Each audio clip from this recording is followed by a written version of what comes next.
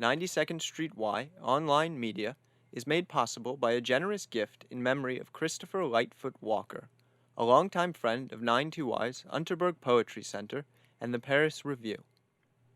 This program, part of an ongoing collaboration between the Poetry Center and the Review, features a Writers at Work interview with Ryszard Kapuściński. It was recorded on December 9th, 1991, before a live audience at New York's 92nd Street Y. Well, I thought we'd start at the beginning, and you studied history in college and decided to be a reporter. What made you decide to do that? Well, it's just I feel like a great interest in the history, but not in the history in the books, but in the history in making. And it was just in the time when the big decolonization process started in Africa and Asia. It was beginning of, it was the middle of our century. And I was fascinated what was going on, how you can translate the history from the books to the realities. And then I made my first trip to Africa. It was, well, first trip was to India, Pakistan, Afghanistan. It was 1956. I just graduated from the history faculty. And that was my first contact. And once I went there, I come back, I wrote the stories. I feel I'm going to do this the rest of my life, which I became faithful to this promise. And did you, you were writing wire service copy from the beginning? Yeah, I'm sorry. You were writing wire service copy from the beginning. Well, you know, at that time, the work of the foreign correspondent was very different to what is now. At that time, we have, especially in those countries of the third world, big problems with the communication, and the best way to send the news was through the telex. But sometimes we use another means of communication. But there was no fax yet at that time. And that was not yet television, and there was only the radio and only the telephone, somewhere. When did you start feeling that you wanted to write in a way different from the immediate daily needs of wire service writing? Well, wire service writing requires from you to be very short. And besides the language, it's used by press agencies. I was working for press agencies. Is a very poor language. Practically, you use 600, 800 words. And there is a very formalized language, because there are certain formulas just to make sure the news. And then, so it's very poor, the reporting. It's quick, it's immediate, but it's very poor. So after some time working and living in those very colorful, in this colorful world, you know, very rich of events, of cultures, of differences, of languages, and I felt myself that what I'm reporting is only part of reality, and maybe even not the most important part of reality. That our world is so rich of different cultures, and we don't know each other. And I thought that my duty will be just to write a part of what we are writing for the press agency information. And that's how I started to write my books. I was coming back from assignment with feeling of not doing what I really should do. I had to go there because the agency was paying those trips. You know, the traveling, the foreign press, the writing press is a very expensive job. It requires a lot of money for traveling. And so I decided that I have to write more than that, because there was a question of definition of what is fact, because we require always from journalists to write the facts. But we understand but facts as a sort of political fact or diplomatical fact, you know, economical fact. But the real life of societies is much more than that. And I think the events are influenced not only by strictly political things, but for me, for example, the climate is a fact. The atmosphere of the town is a fact. Even the gossips are a fact, because it's very interesting what people are talking about. So I thought that the history which I want to write is much, much richer than and it is also the fact. And my own feelings are a fact, you know. When I feel depressed, when I feel lonely, you know, it's also affects what I'm writing.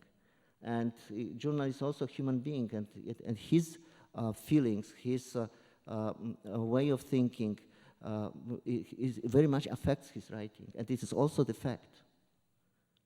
Maybe there should be more history students who become reporters then. Pardon? Maybe there should be more history students who become reporters then. No.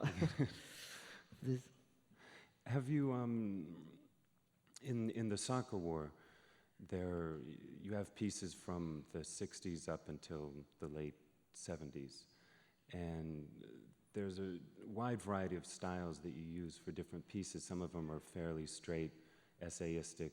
Some of them are much more impressionistic and more like the material in The Emperor or Shah of Shahs. Were those written at different times? And is the evolution of your style, can that be traced through that book, or were they written in different ways because the subjects were different?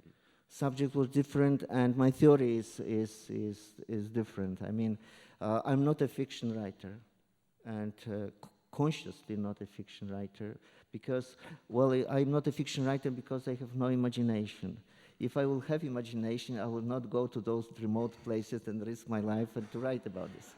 I will sit here and write the books. And I envy the fiction writers because they are just sitting in one place, having a scholarship or things like that, and writing the books. I can't do this.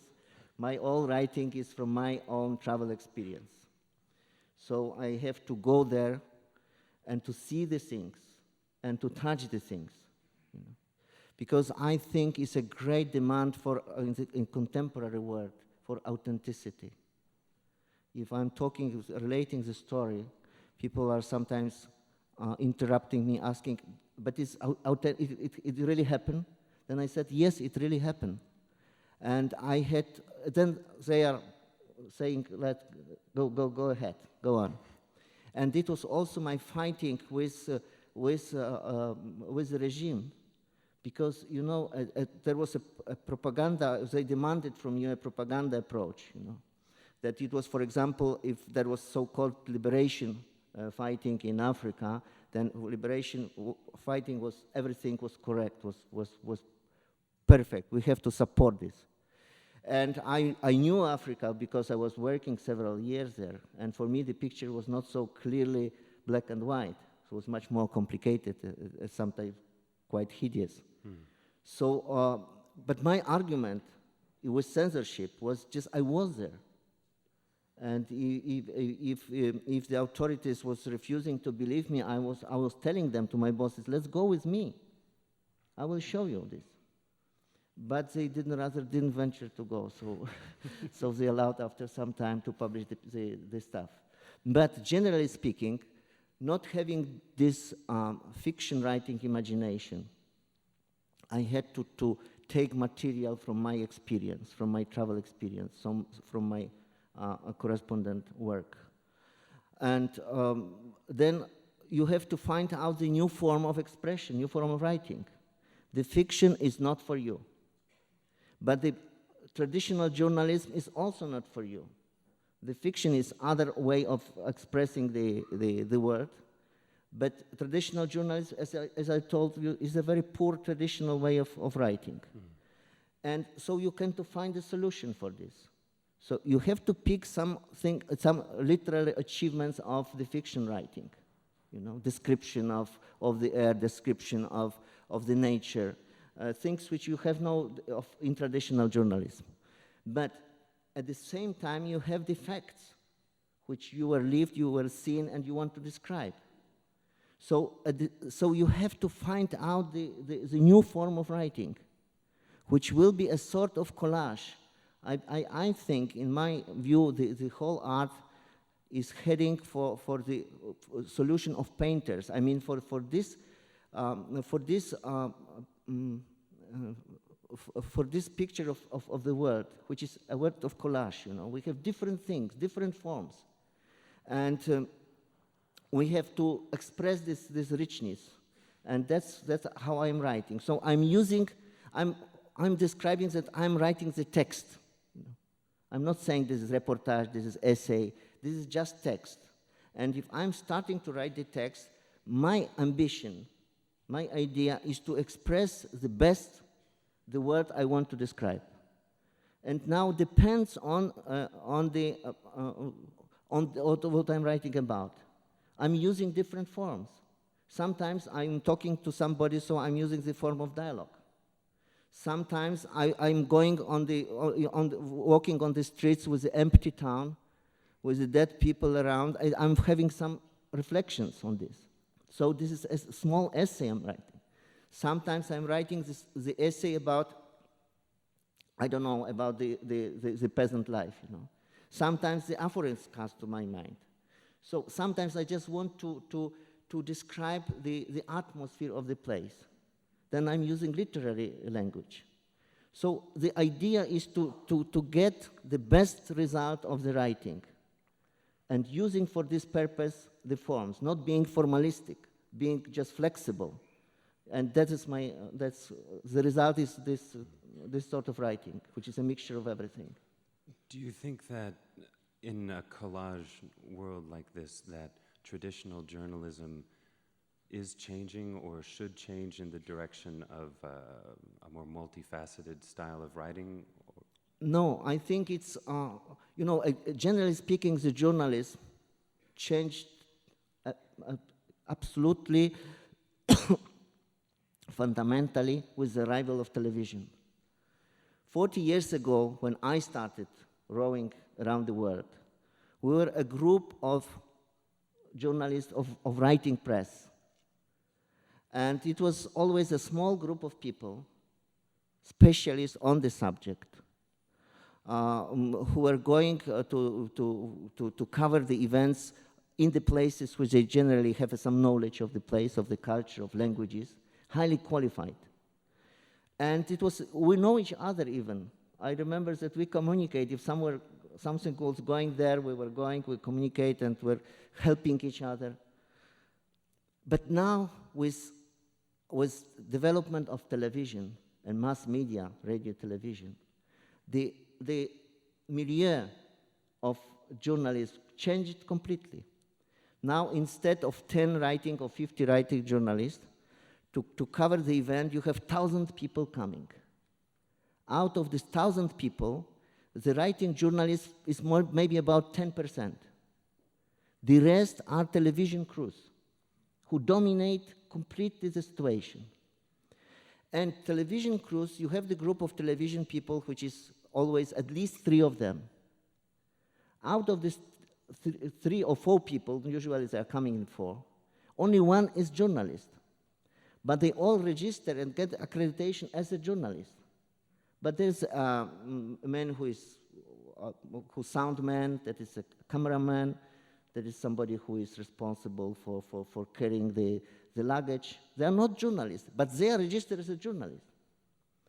And sometimes, for them, the most important thing is just to get stuff, You ask them, what's going on? He don't know. He's not interested in this.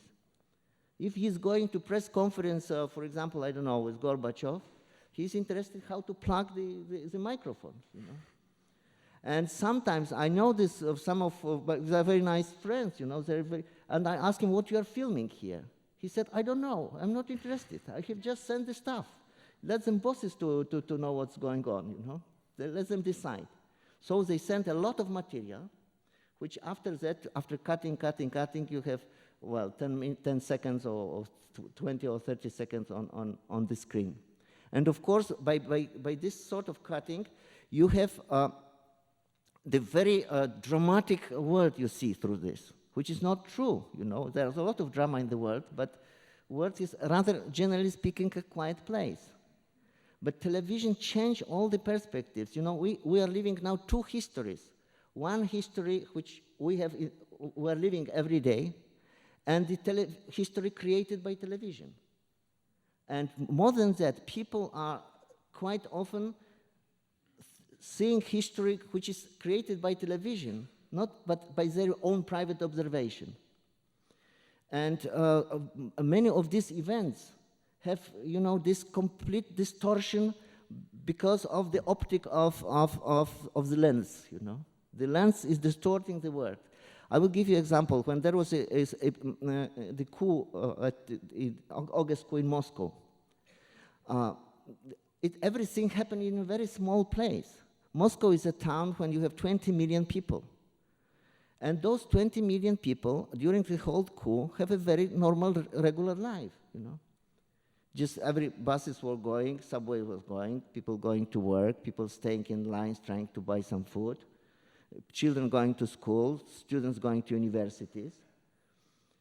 When you are not come to this particular place, when there was the so-called White House, Russian Federation government and parliament, you won't see nothing in the town. But of course, all the crews were in this place, you know. So I went the second day because I just came from Africa. But first day I watched on television, I saw, gosh, where I'm going. But it was fascinating for me. Then I was coming, the friend came to pick me up at the airport. And then we drove to his house, which is just in the center of town. Nothing happened, you know. And this is how the television can give you the completely unrealistic picture of what's going in the world. The real event took place in former Leningrad and now Petersburg.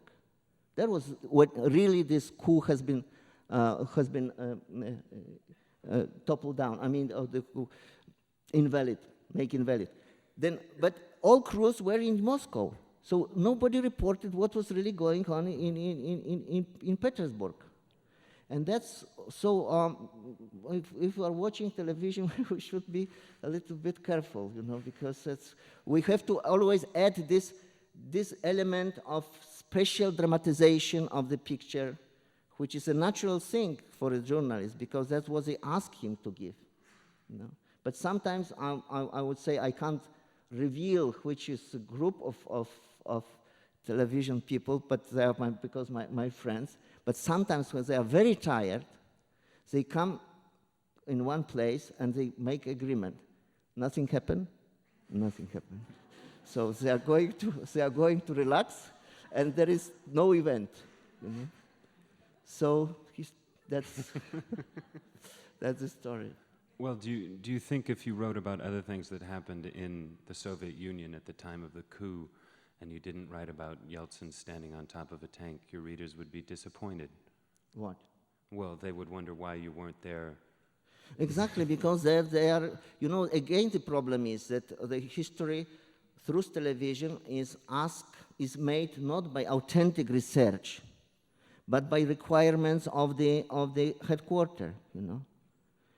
If somebody, now it's again the new situation, because before there was the aim of journalists was to find out and to describe the truth, you know. So each of us was trying to find out what's going on and things like that. You can do this when you are writing journalists, because you just travel, you know. Travel by television crew requires the whole technical, logistical problem, you know. Mm. That is a heavy luggage. You need electricity, and things like that is always risky, because they are the people who are really risk, because all guns are always spotted at them. And now the question is that nobody asked them to find out the truth. The question is that they're competing between themselves, you know, big companies, television companies. So they're not looking if there is something important in the world, but they are looking where the rest of the cruise is going, of the old world television, and they are going with them. And you get this new situation in the media, in which you can have many events in the world, but nobody knows about this because all crew are, for example, at the Gulf. During the Gulf War, which is very important, but at the same time, there were several things going in the world. You know, nobody covered this because there was no aim of television to cover the events. There was the aim of each company of television not to be beaten by the other one. You know, so this is this sort of, that's what has changed. And if they decide to go somewhere, it is not because there is he wants to go there, but it's because the others are going. So he has to be also there, not to be beaten by other television network. Do you think that affects the way that print journalists work as well? Pardon? That writer journalists, does this situation with television affect the way that they work? No, I believe that we need all sorts of journalism. I don't think any sort of journalism will kill the other sort of journalist. I think that we have to use more and more new forms and keeping also the old forms. And the result is that despite of development of other media, especially television, still the good printing press is still very thoughtful because people are finding different things. Mostly they are watching television in the evening, and if they are interesting, they are buying the newspaper, looking for comments, for more details, and things like that. So in my view, and this is proved by statistics, that one genre of journalism is not killing the other, but rather supporting the other, and making our knowledge about the world richer and more profound. When you were starting out, you were writing only for Polish readers, and as time went by, you've become an international writer. How has that changed, if it has, your approach, the fact that your audience is much different now than it was when you started out? It doesn't change. I'm not thinking about this in this way. You know, my interest in the third world was because I'm coming from a very poor part of Europe. It is called Polesia. It's now a part of Bieloruska Republic. It was a Poland at that time. And so I feel myself very much at home in those places because I suffered a hunger when I was children, and I understand more or less these people and the problems. And I'm just trying to convey this my knowledge and my impression, to write about this, not thinking much about the time this will be French audience, or this will be English audience, or this will be Chinese audience, or things like that. I think that if we write really about human being in the most humanly way we are able to do, I think everybody will understand us. I find the humanity as a one family, and people really people are very much the same, and in their reactions, in their feelings. I can't find I know the whole world, and I was working in the whole world. I can't find much difference in the way the man reacts to the other disaster, to the other unhappiness, to the other disaster, to the tragedies, to the happiness, to everything. And from this point of view, I think writing for one man, you write for everybody. You've covered an awful lot of wars. Pardon? You've covered an awful lot of wars, probably more than anybody knew there were, let alone saw. And I'm wondering, what were your first experiences of war?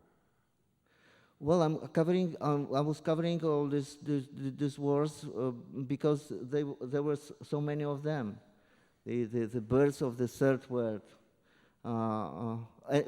Each historical process is a very dramatic one, and includes all this tension, conflict, and wars.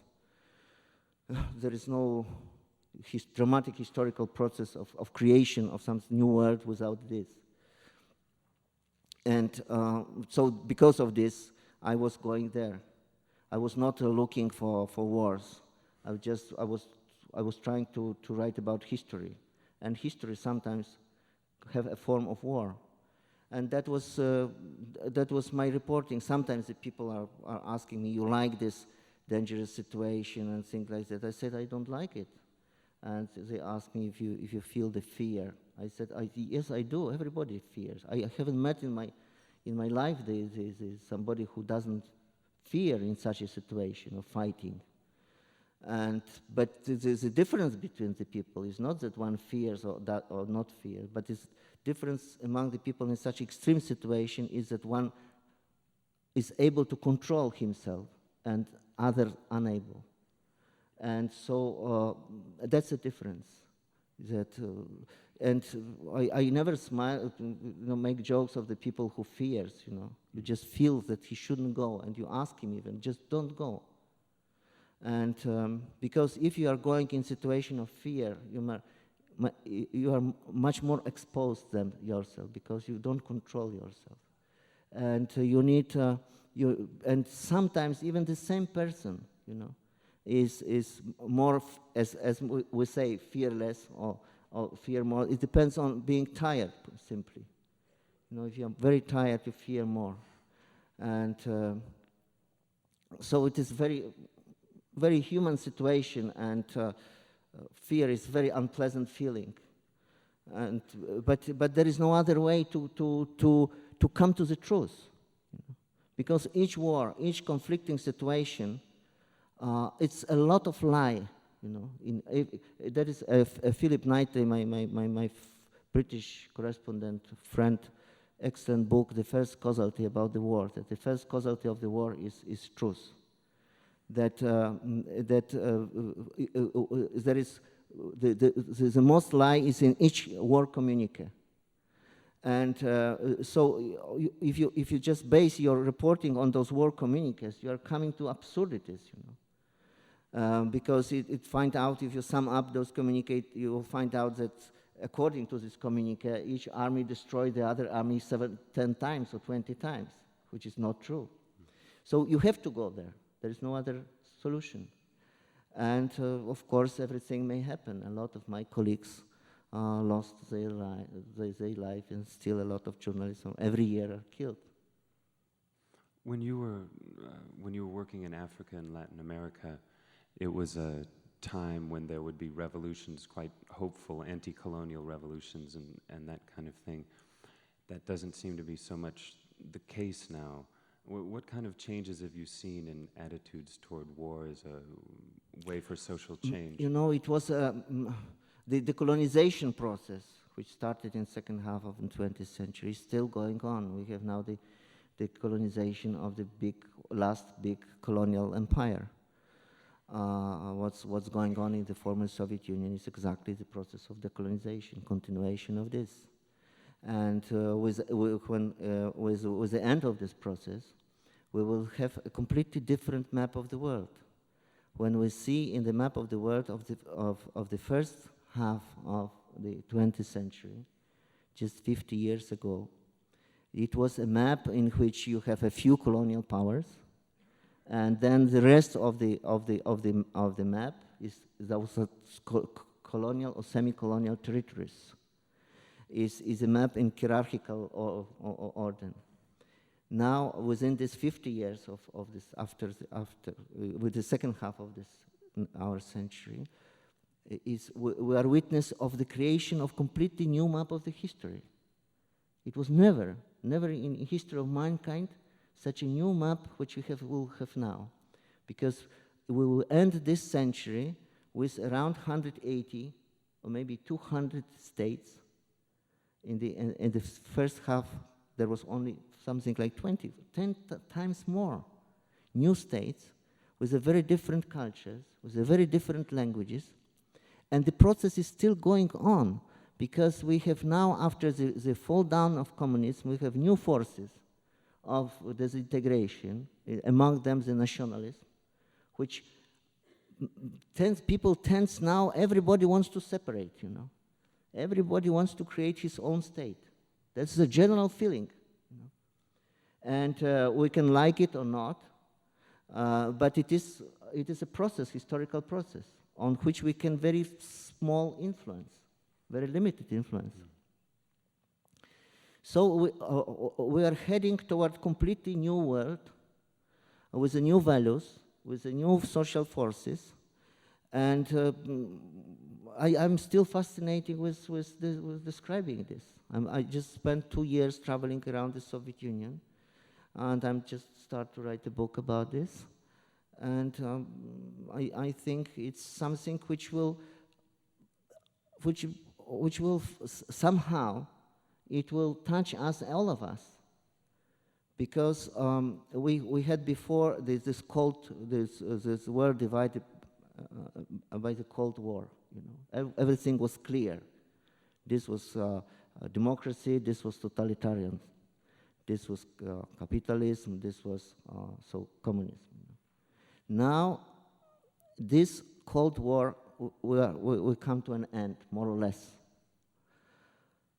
But then we start to think what's the new situation will be after the end of the Cold War.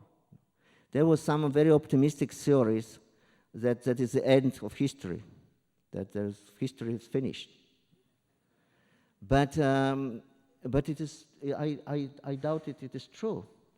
I think in the place of this frontier of Cold War frontier, who divide the world in two parts, we will have 3 new frontiers of confrontation and of conflicts. The one will be a frontier of confrontation of nationalism. Everywhere you have this upsurge of nationalistic feeling. People suddenly find themselves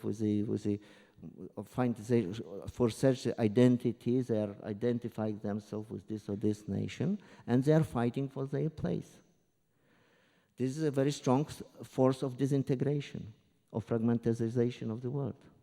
The second front of fighting will be the racism, which is again the growing force all over the world, where the people identify themselves with this or that race, and trying to get their rights because there are many and things like that.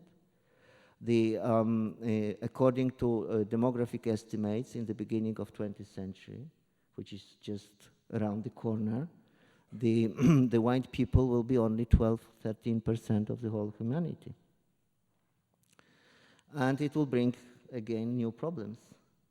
And the third the third line of confrontation will be the religious fanatism, religious fundamentalism, which is again the growing force of confrontation.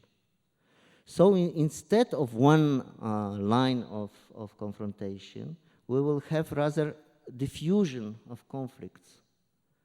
But if we read the newspaper, if we read the foreign news, home news, if we try to divide the news we read, we'll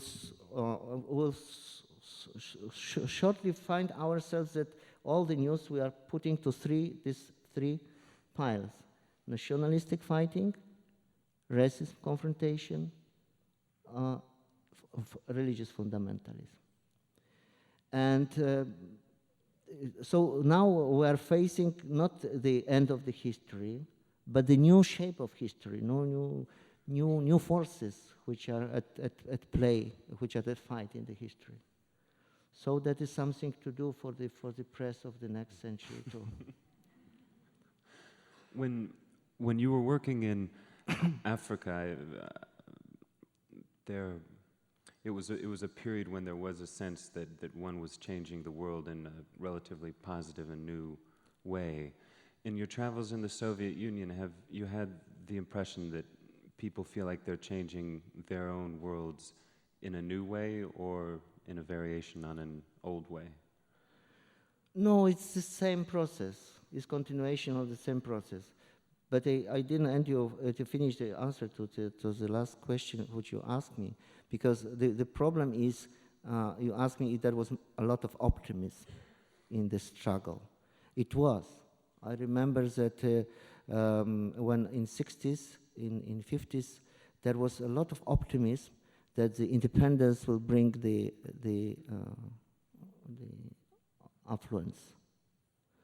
That is the same naive belief which lived people of my country and other Eastern European countries, Soviet Union, which there was a belief that totalitarian situation or communist situation will be automatically replaced by democracy. And people were expecting this, especially in the West opinion. People were expecting that, well, this is the end of communism, that it means its democracy is overpowered, which is not true, unfortunately. Because then became this disenchantment, you know, because people will say, well, they have the troubles, they have started the wars, they have started the fighting. Yes, because the end of communism doesn't mean automatically the establishment of democracy, but rather those societies are so fragmented, so atomized, they were so deprived of free speech, of possibility to express themselves. Then suddenly you have upsurge of different interests, of different tendencies, of different feelings, of different philosophies. And in society which didn't construct yet the whole structure of institution of democratic expression, you have all these problems. You have the conflicts, you have the nationalism, you have the tendency toward authoritarian solution. It's a paradoxical situation because the communism as a system ceased to exist, but the legacy of communism is still with us, in us. And we quite often, you see the politicians who were fighting all his life against communism, who was sitting in prison and everything, now getting in power, he has a Bolshevik reactions. You see? He reacts like Bolshevik because that's the only experience he has. And there was one very important saying of one of European historians, Professor Waresicki, who very perceptibly said that if you fight with the enemy, you yet take a lot from this enemy. You became poisoned with his attitudes also, you know, with his way of thinking. And the very fact that those societies were living so long time under the communist regime means that it will take a long time before these people, this generation, will be able to know to establish a real democratic institution and, first of all, real democratic thinking. Why would they want to establish a democratic system? It sounds as if so many of the people that you've spoken to in the Soviet Union now don't particularly want one for the reasons you were talking about. Well, in Soviet Union, it's a difference between Soviet Union and Eastern Europe. Because in Eastern Europe, you still have the society which have some historical memory of what was the past. The achievement of the Bolshevism in the Soviet Union was to cut the people from their historical memory. So if you talk about history, about democracy, they just don't know what is that. What was that? But if you talk to all generation of Czechs, of Hungarians, of Poles, they know, they remember this, that they still have the memory of what it was. So they have something to come to. They have something to make this link between past and the present and the future. In case of the Soviet society, it's a different situation because there is no way back, you know, there is no roots. And it's difficult to find those roots because everything is destroyed.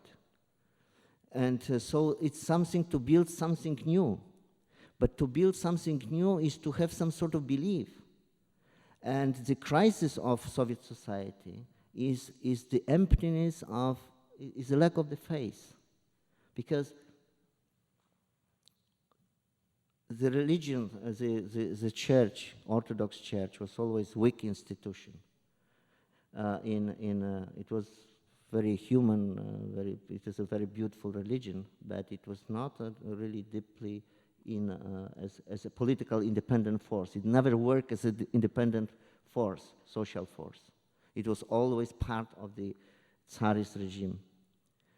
So the religion is something which is forgotten. Secondly, now, then there was, the Bolsheviks were trying to establish the new religion, communist religion, belief in Lenin and in Stalin. It's no more, because they turn out to be murderers. So you can't more believe in them. I was just witness myself all these monuments, how they will topple down, removed from the places.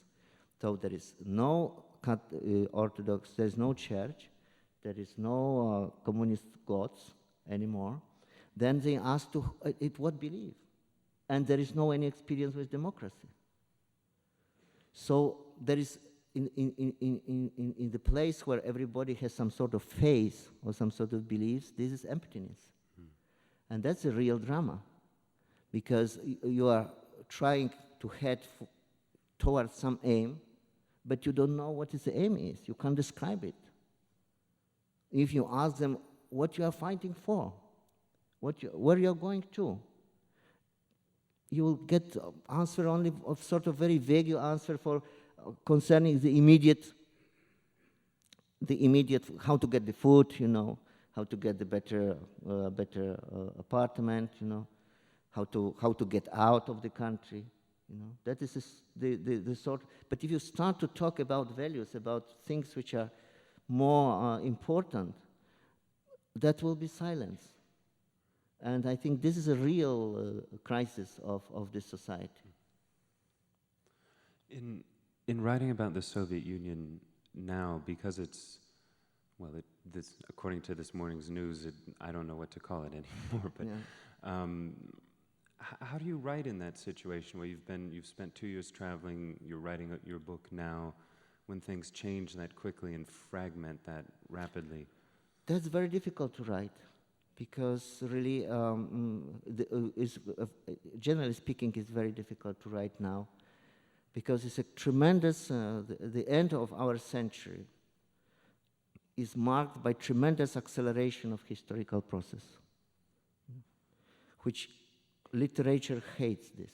Literature, like a quiet life, described. The writer needs a certain perspective, a certain time to reflect, certain time to describe, certain distance. There is no distance now. There is no time to reflect. Everything changes every day, every week.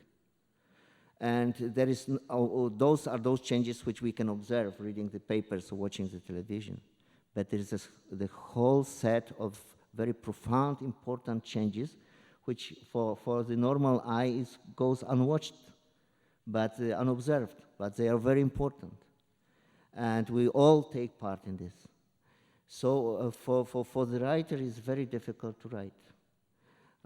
Fiction writers are just avoiding this because they're writing the story about home, about marriage, about love, about things like that. And avoiding the touching this volcano, which is the word is now. But if you try to touch it, to describe it, it's really a big problem. And it requires a new imagination, because the problem is not so much with the writing. The problem is that the acceleration of history proved that we have a very limited imagination, that the world became much more rich, that we are able to imagine it. And that's one of the reasons of the crisis of the so-called futurology. In the middle of century, that was one of the most promising new branches of the science, futurology. That was Institute of Futurology, that was futurologists, there was literature about futurology and things like that. Everything proved absolutely obsolete next day. The world looks today completely different that the futurologists were describing this. And that's not the fault of them, you can't blame them. It's just our imagination is too poor, is too limited to imagine what's going to happen. And this is I will give you an example. I was talking, I had a lunch in Warsaw with the editor of Spiegel, which is a very important weekly, most important German weekly review, and who has a whole institute of research and everything. He told me the story. He told me that 3 months before collapse of the East Germany, they in their office opened a special branch to treat East Germany affairs, because they thought the Germans that East Germany will last at least another 100 years. So they make a special investment to create this office and research and everything. And once they ended it up, the country which just collapsed, ceased to exist. And this is a good example how difficult it is to predict anything now. What we can do is just to observe, to note, to reflect. But to say, I will say that within 5 or 10 years will happen this or that, nobody will venture this. Nobody is serious. Why do you still want to go back and touch the volcano again? Why do you still want to go back It's my another passion. time? It's my passion. It's just my fascination. I just want to do this. You've never wanted to stay home and work in the garden? No, never. I'm becoming very dull. It's boring for me. So I'm just feeling this way. You know, it's very difficult to say why. I'm just feeling this way. If something is going on, I want to be there, and that's as long as you have a good health. This is a condition, because there are very difficult situations and very remote places. No hospitals, no doctors, nothing. So you have to be physically fit to do this. And of course, you have you have been used to all these climate changes, food, other culture, behavior of other people, all these things, which is a part of this profession, which is a very special sort of profession. Very few people doing this the whole life. Most of the people starting this are young people and cease to do this after 10 or 20 years, going to more quiet life. But there is still a group who has continues this going ahead as long as he is healthy. That is the main condition. Healthy not only physically but also in the sense of depressions, just being able to carry on in such extreme situations. But that's all. Have you felt at times that you wouldn't be able to carry on doing it yourself?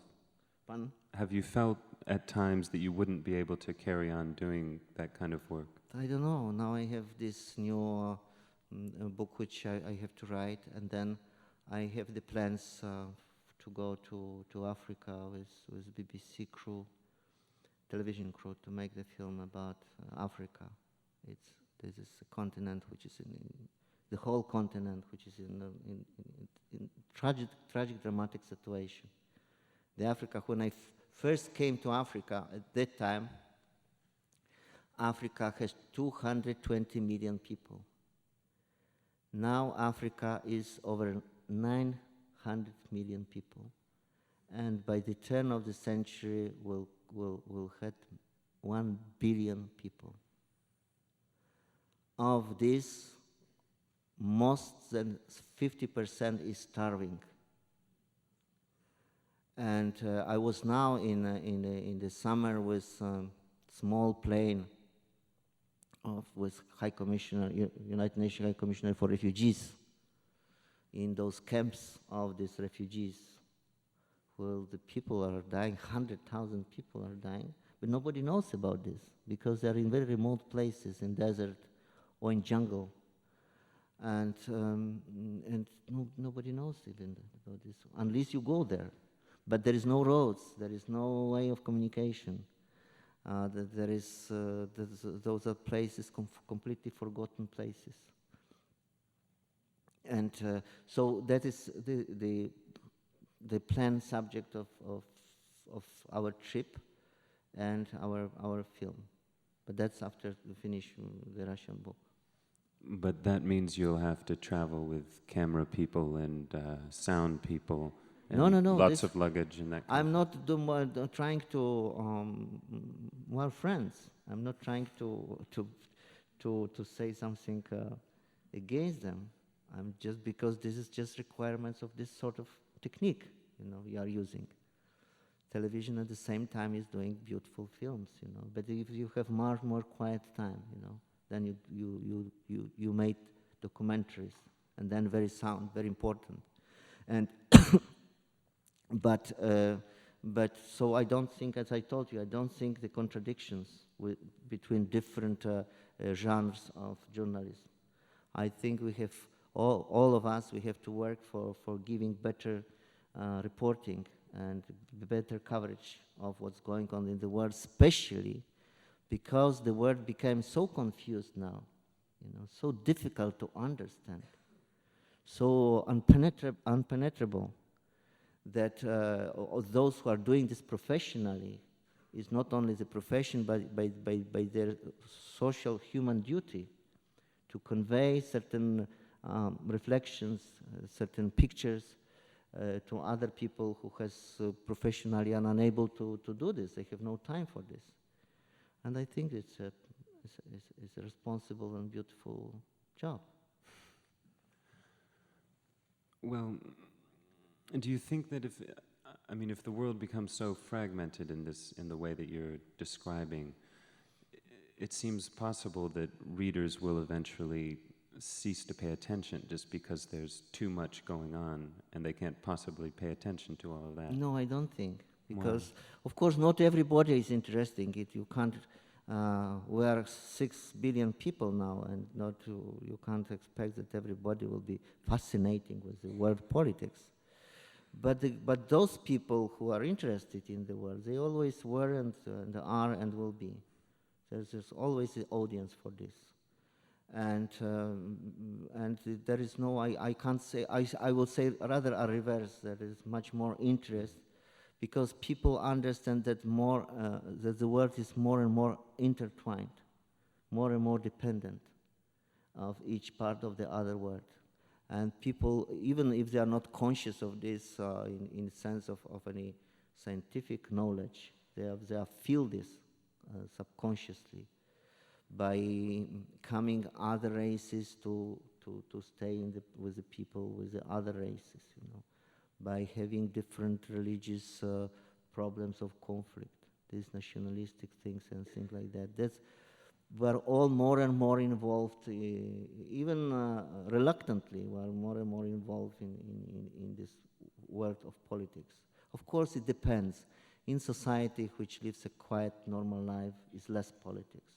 But immediately if the crisis started, some sort of social crisis, a political crisis, people are started to be more interested in politics. And those societies in crisis are very politicized societies. There's endless discussions going on about this. And so we can't expect that everybody will be fascinated with world politics. But still is many millions of people who are really interested.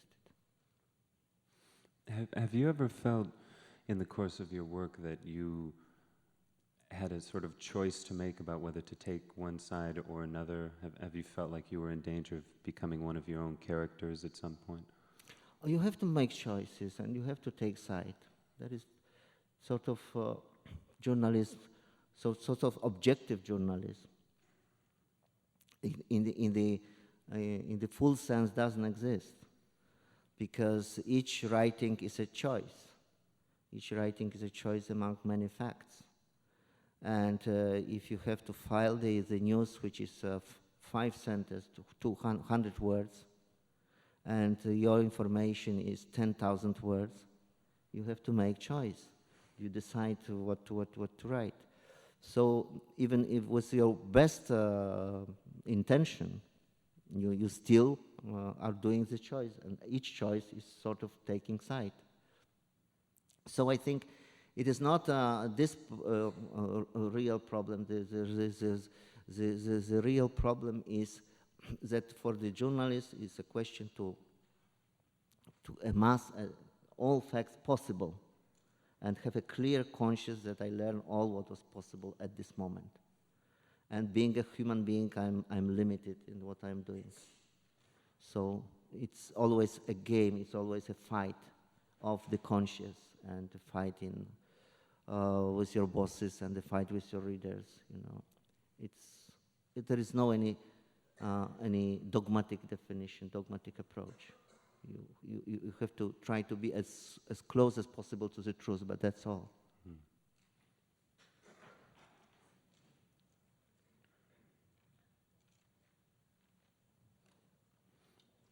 Do you find that you change your mind a lot? Pardon? Do you find that you change your mind? No. I mean, in the course of a situation of thinking that one side was basically had the right idea and then switching over to the other? I think it's well, I don't think so. I mean, the whole reporting is a process, and depend on. So during the process, of course, you are changing your opinions, but again, if you change your opinions for because you discover some new truths, some new facts, and everything, it's okay. And it's the criterion is to write most trustworthy report. And there are lots of situations in which from the very beginning you doesn't know the truth. You were talking about white people before, and you spent a lot of years as a white person reporting on non-white people. And I'm wondering what sort of thoughts you have on that experience. Usually it's, for me, it's, I was very well treated in those countries. I can't say that it was something which, of course, if it's not natural that you are white, and that's, but I didn't suffer from being white. It depends how you treat these people. If you treat them in the human way, they are responding very humanly. And if you don't treat them this way, they will always respond to you with aggression. So you are the creator of your own fate in such a situation. And those reporters who were aggressive, who were treating the people with sort of distance and things like that, they have to quit the job and to quit the places and go to other job. It's something which is part of your character, which will decide if you will do this job or not do. Usually they are shy people who are just understand that all their work depends on the local people. If I want to go to front line, I have no means to go there. He decides, the local man, if he will take me and or not. And he's judging on my behavior, you know. If I would treat him in a brutal way, he would just never take me there. And those things sometimes are decided in 1 minute, in first contact. But it is nothing that you are thinking in the way that I have to be nice, then I will treat it nice and things like that. It's not nothing in this sort of logic. You just want to be with these people. You just want to share with them their problems, and you have to be really fascinating with this, and they will really feel it immediately, and they will react in proper way. I believe in this. That's my experience. Because it's late. Yeah, it's yes, because it's 7. I think that's well.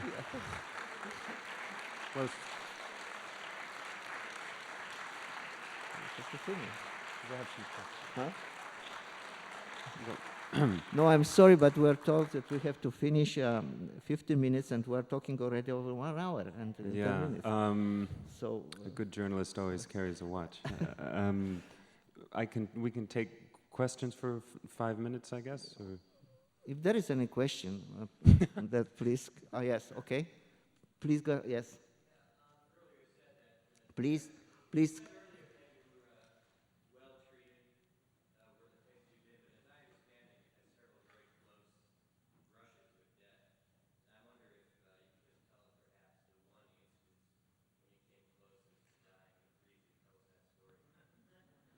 came closer. I don't.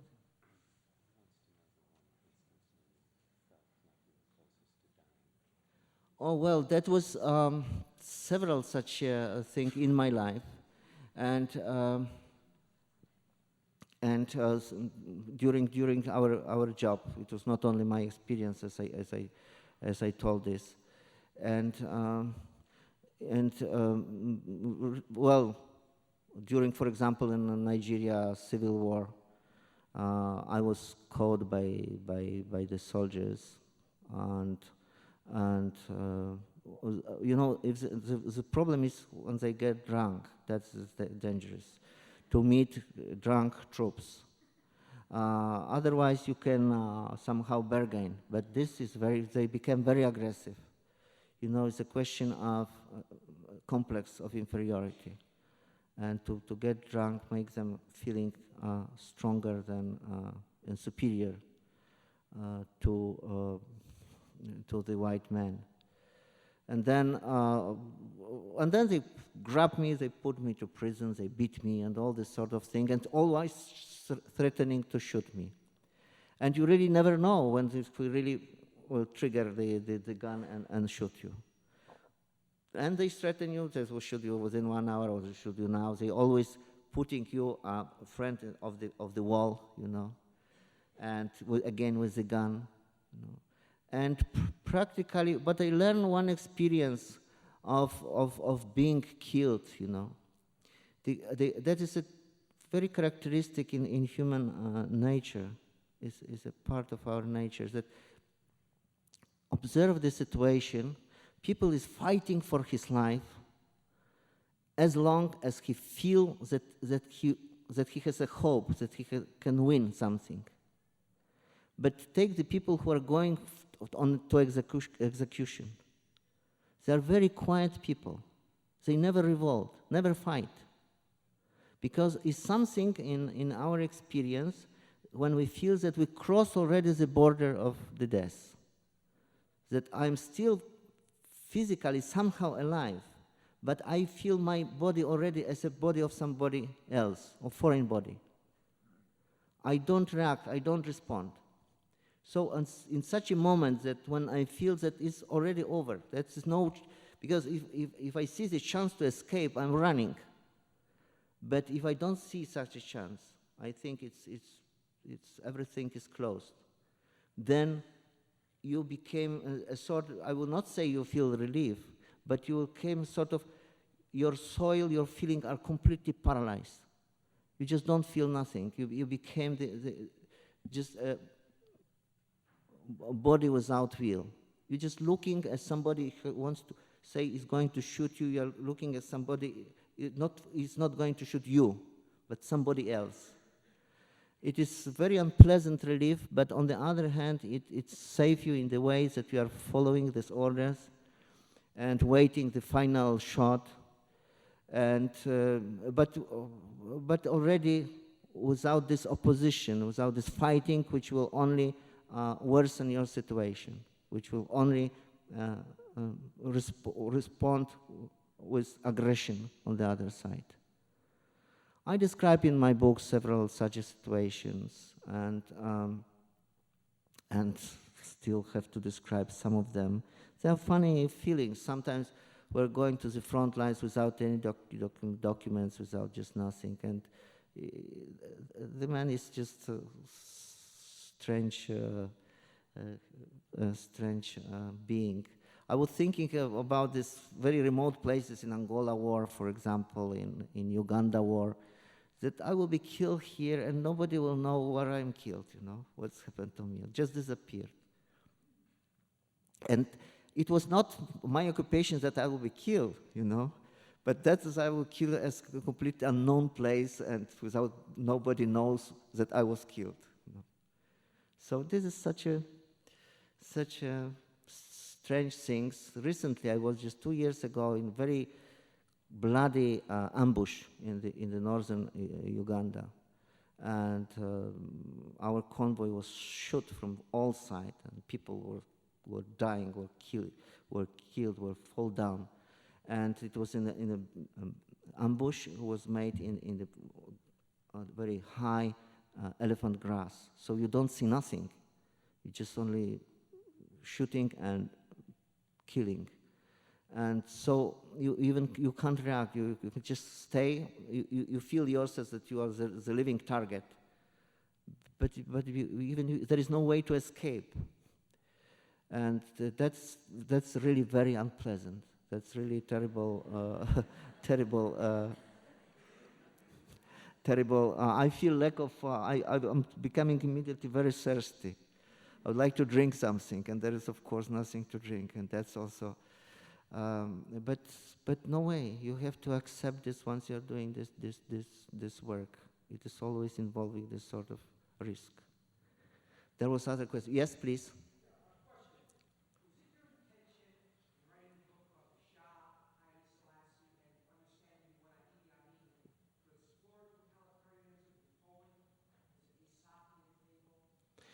Well, look, I was not looking, yes and no. It means I was looking to writing this and a certain models, you know.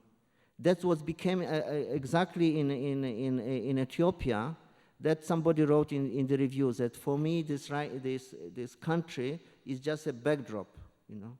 It's a place which mechanisms are taking place. And authoritarian regimes are all the same. The same are built on fear, the same are built on police control, the same are built on poverty and things like that. In this sense, my books were written in Poland when there was impossible to write nothing openly against the regime. It was read as a book about Poland. And people was very responding to this. And I'm writing now the book, which my book is now. It's a book about totalitarianism, also in Poland. So, but my ambition was to write to describe certain model type of power. Just the rest was a costume, was a decoration. Yes, please. Well, I don't know. You please go ahead. Oh, well, I don't speak many languages. I speak a little bit English, I speak French, I speak Portuguese, I speak Spanish, I speak Russian, I speak Ukrainian, I speak a little bit of Swahili, I speak, well, but as a matter of fact, language is not such a problem. Because always you will find somebody, even in remote places, some sort of teacher, some sort of missionary. He knows the local language and he will help you. And sometimes, of course, it's better to know the local language, but it's impossible. In Africa, you have 2,000 languages. And impossible to learn, to going for 1 month to China to learn Chinese language, you know. So you have to find out some sort of compromise, some sort of solutions.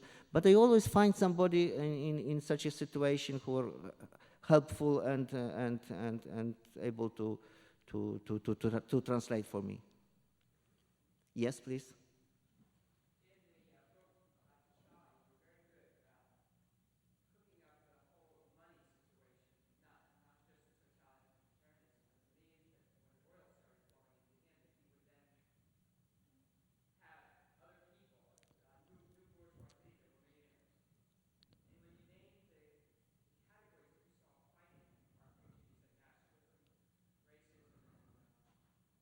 I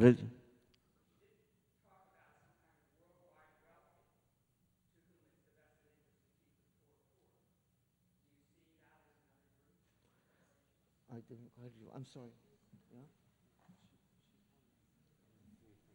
Yeah? Yeah.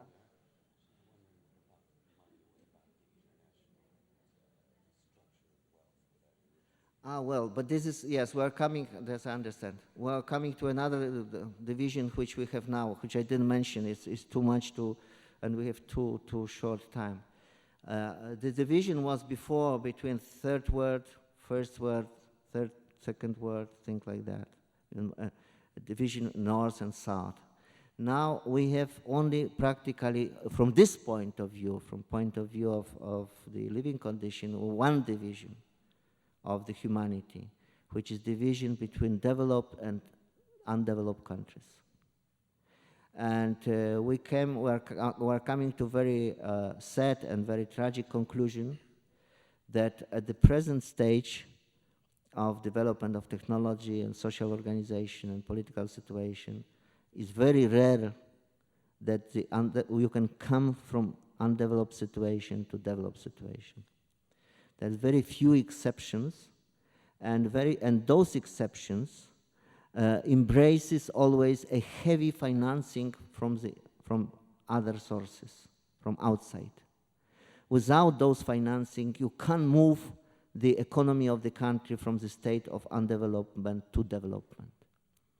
And because the resources, financial resources, are very limited in the present world, we will enter the 21st century with this growing division of the humanity between the wealthy countries and wealthy nations, and between undeveloped and poor nations.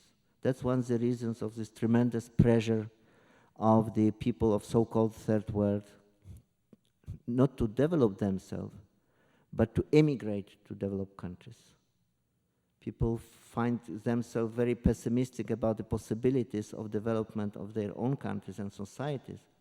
So they say the shortest way to survive is just to emigrate to developed country. And that's a big problem now for all developed countries of Western Europe and the United States and Canada, because how to oppose this growing wave of immigrants who wants by force or by all means to become a part of these developed societies. It's one of the conflicts which are also ahead of us. Yeah, please. Yeah, that was.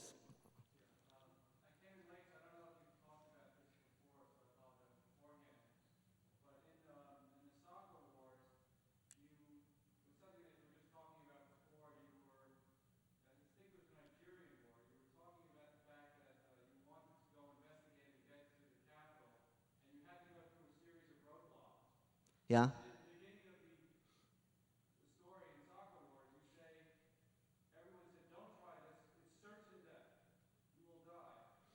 And you wrote in the book at the time, I had to find out whether I really would die. Yeah. So I felt like I had to go. I was curious, what is this devil in me? No, I didn't wrote that I have to find out that I really will die. But what I said is that there was no other way to find out the truth, which I'm insisting on this. Every year you have several journalists killed, and that's because on duty. There is no other way to do this. And this extreme war situations. And well, you know, it's such a part of myself and the profession that I'm not thinking very much about what will happen. I'm just thinking to come to the place, you know. And after that I have a lot of I'm always praying, promising God that I will never repeat it again. But save me this time, please. And as up to now, it works. So. He is listening to me. Yes? Yes? Next question.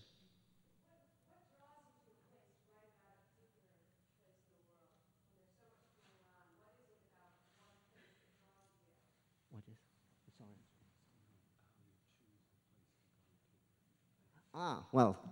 Well, by simple different ways to do this. Well, mostly, first of all, I'm observing what's going on in the world.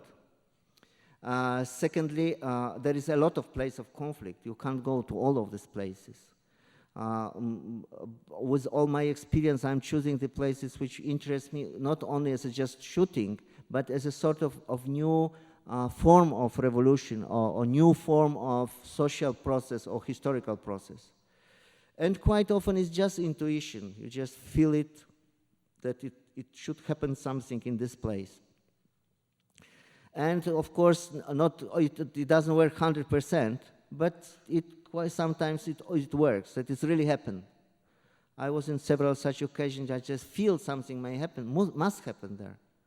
And so I go there. But of course, that was the cases which I will be mistaken. It's very difficult to predict these things. They are very unpredictable, very volatile. And but it's a combination of three elements: the knowledge by observing what's going on in the world, the experience, and the intuition. So this combination of those three elements might give you closer to possibilities to be just on the spot when things are happening. And but again, it's a game. It's difficult to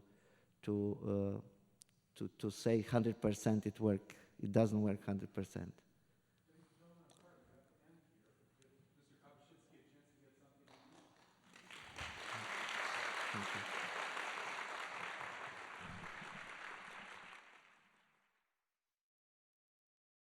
Thanks for listening. 92nd Street Y, Unterberg Poetry Center webcasts, and access to our archive are made possible by a generous gift in memory of Christopher Lightfoot Walker, longtime friend of the Poetry Center and the Paris Review. For more information on 92nd Street Y and the Paris Review, please visit us on the web. This program is copyright 1991 by 92nd Street Y and the Paris Review.